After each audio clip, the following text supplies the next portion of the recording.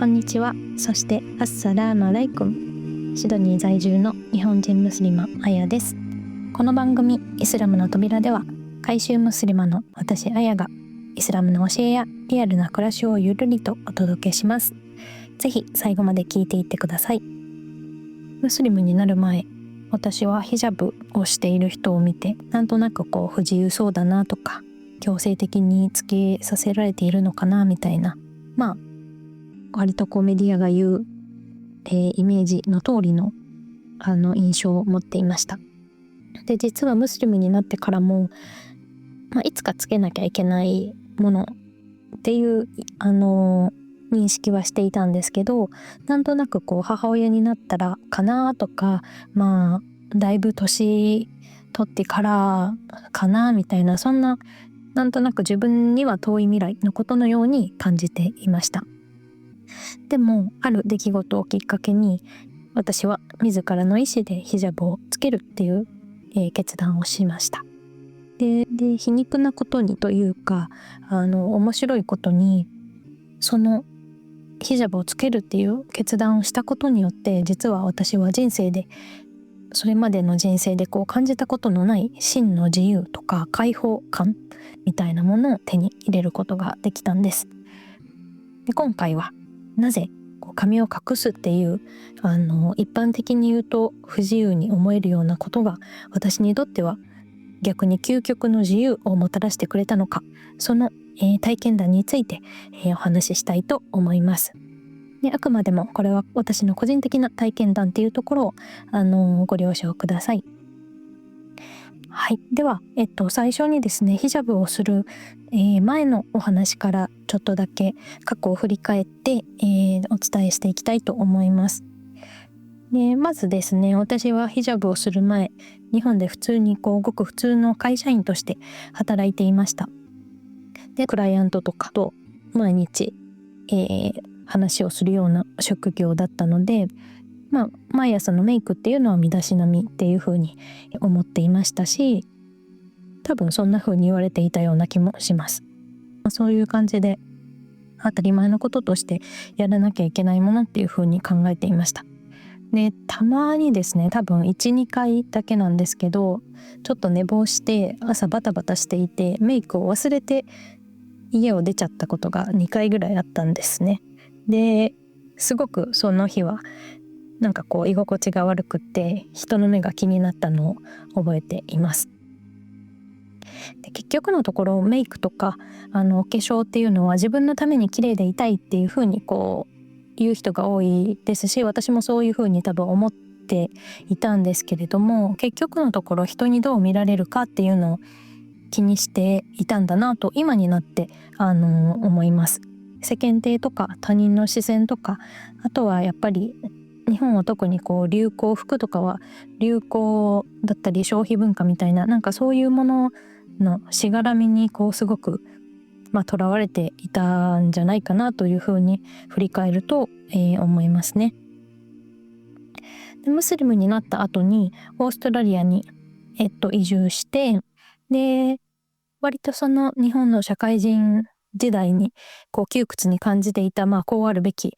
社会人時代というか、もともと多分割と長い学生時代から感じていたかなと思うんですけど、日本のこうあるべきっていうプレッシャーからはかなり解放されて、すごく自由を感じました。それでも化粧のことで言うと、口紅がないと顔がぼやけるし、やっぱりすっぴんはちょっと居心地が悪いから、BB クリームとか CC クリームみたいなもの、下地みたいなものは絶対塗って外に出るっていう感じでしたね。で、この頃はまだヒジャブはつけていませんでした。で、そんな私なんですが、ヒジャブをつけたいっていうふうに心から思うようになったのは、それまでの人生の中で一番苦しい時期を経験したことでした。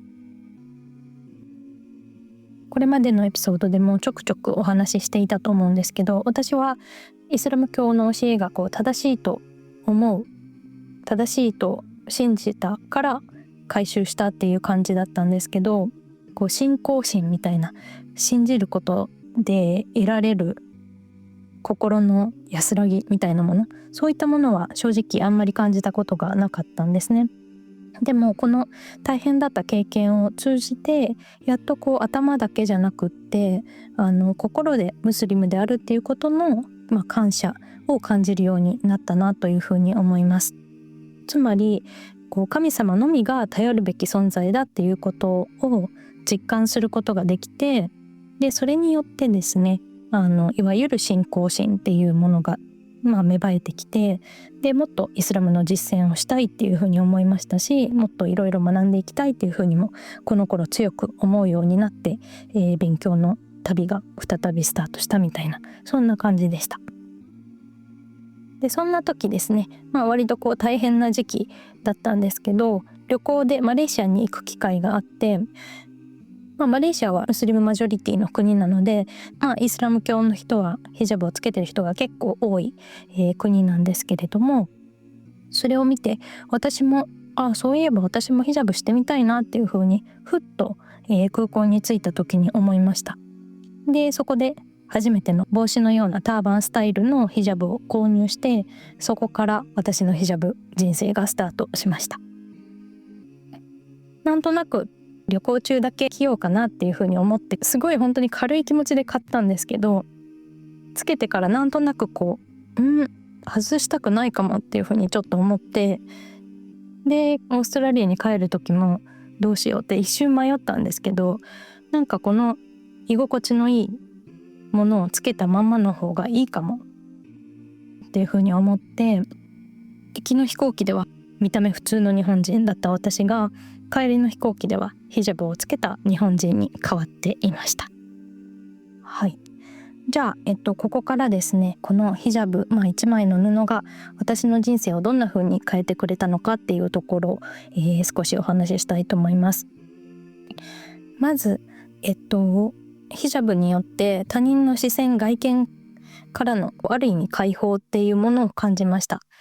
私たち女性ってやっぱり誰しも一度は自分の見た目で判断されているなとか、女性だからっていうことで、区別だったり差別だったりされているなっていうふうに思った経験が過去に一度くらいはあるんじゃないかなというふうに思います。女性を消費物として消費することが普通として、普通のことのように語られがちなので、そういった性的消費物として見られることがなくなったっていうのは本当にヒジャブをかぶってすぐ感じました。もちろんヒジャブをかぶることで髪の毛が隠れるとか、あとは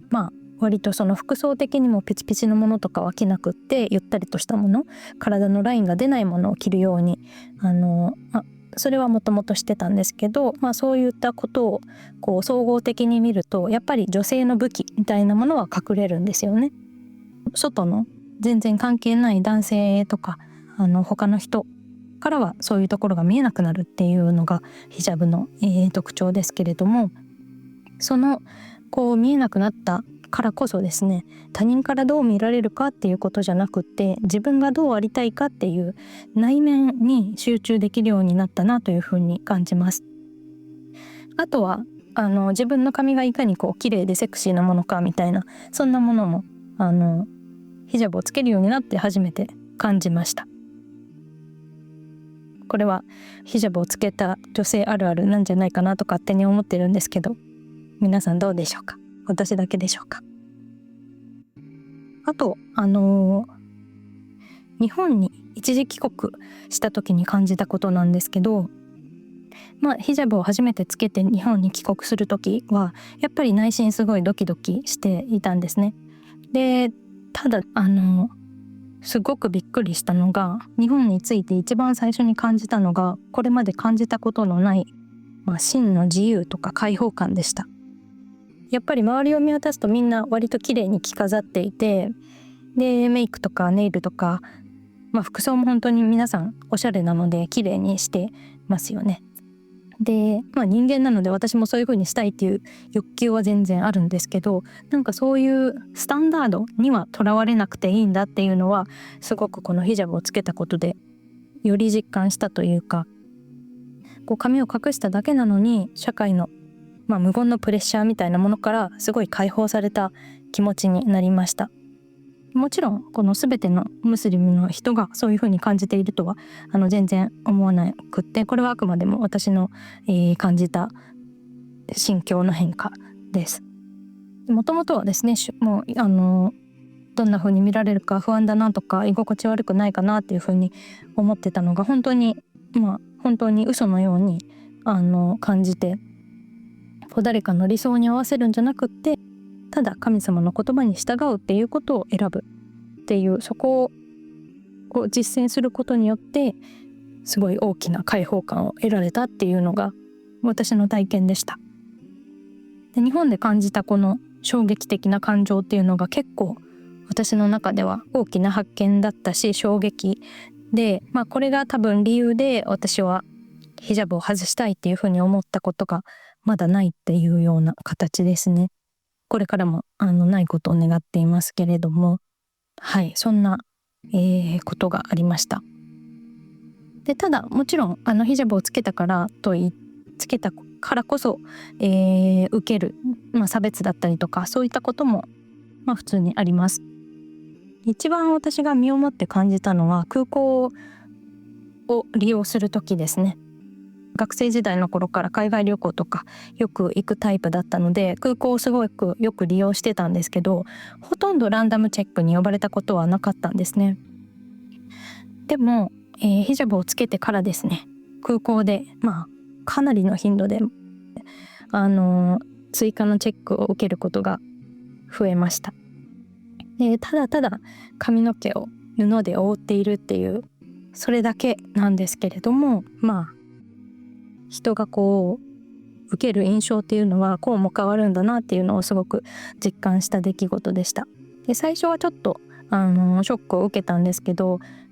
でも今ではむしろ日本人でもムスリムっているんだよっていうのを暗に知らせていける、パスポート見せながらチェックされるので、そういう伝える役割になっているかなというふうに思います。この経験だったり、あとは今の SNS のイスラム教に対するヘイトだったりデマだったりとかっていうのを見ていると、やっぱりいかに私たちが普段目にしているメディアとか情報っていうのが私たちの思考を変えてしまう力を持っているパワーがあるっていうことを感じざるを得ません。なので情報の精査だったりとか正しい情報をしっかりとキャッチしていくのも大事だなっていうふうに思います。で、最後にですね、もしあなたがイスラム教に惹かれてるけどヒジャブはつけたくないなとか、ムスリムなんだけどヒジャブまだつける勇気がないなとか、そういうふうに思っている方が、リスナーさんの中にいるとしたら、一つお伝えしたいことがあります。で、それは焦らなくて大丈夫ですよっていうことです。以前の、ポッドキャストでもお伝えしていますけれども、信仰の旅っていうのは人それぞれですし、神様アッラーは最も優しく、最も慈悲深く、そしてみんなをですね最善のタイミングで導いてくださる、存在です。もしヒジャブについてすごい不安、ムスリムの方でなかなか難しいなっていうふうに思っている方がいたら、まずはヒジャブをつける勇気をくださいっていうふうにお祈りをする、ドアをするところからスタートしたらいいんじゃないかなというふうに思います。で、もしですねムスリムじゃない方がここで聞いてくださっていたらなんですけれども、ヒジャブがイスラム教に改宗することを迷う原因になっているとしたらですね、ヒジャブのことは一旦置いといて、迷わず先に真実を真実として認めること、つまり改宗ですね、シャハーダを選ぶようにしてください。なんでこんなことを言ってるかっていうと、私たちはいつ自分の命が終わるのか分かりません。で、実践は後から各個人のペースでですね必ずついてきます。学んだりしたり、他の実践をしていけばそのうち必ずついてきます。そして 100% 準備ができてムスリムになる人っていうのは全然いません。なのでぜひぜひまずは、真実を真実として認めるシャハーダ、信仰告白をすることをお勧めします。このエピソードを締める前に預言者ムハンマドに伝えられた神様の言葉をご紹介したいと思います。もし人が私に腕の長さほど近づくなら、私はその人に両腕を広げた分だけ近づこう。もし人が私のもとへ歩いてくるなら、私はその人のもとへ走っていこ